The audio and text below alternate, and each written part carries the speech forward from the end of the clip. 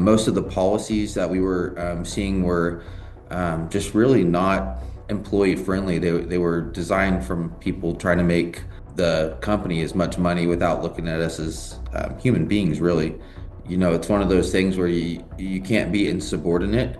There was a lot of morale issues. People were not happy.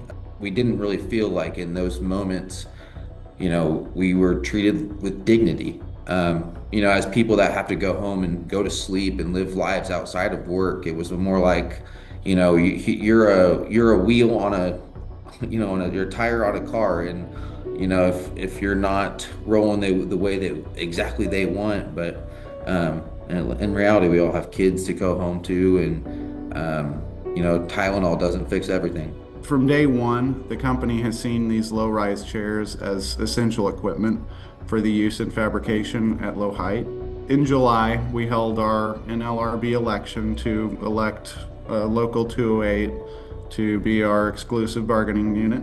And the next day, they took all of our chairs away and they locked them up in a cage at the other end of the shop. When I asked my manager about the decision to remove the low-rise chairs, he gave me the answer of it's more ergonomic to work at low rise from a kneeling position as opposed to a stooping position in a chair.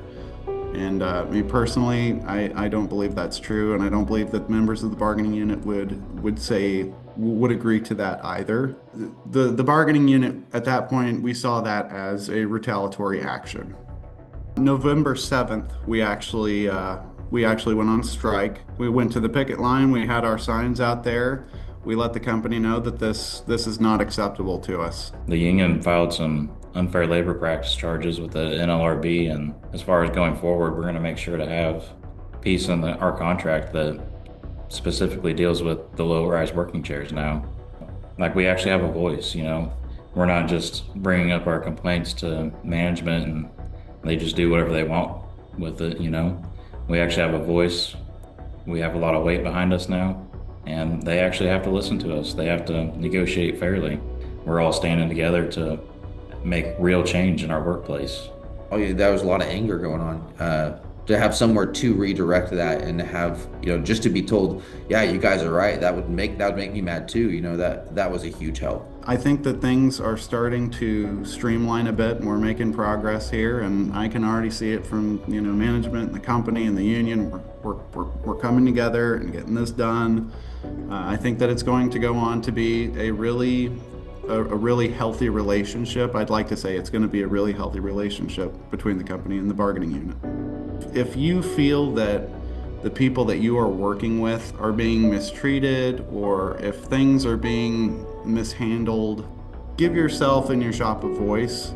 This is the best way to go about doing that, is to organize, contact a union, and see if you can't get a contract in place.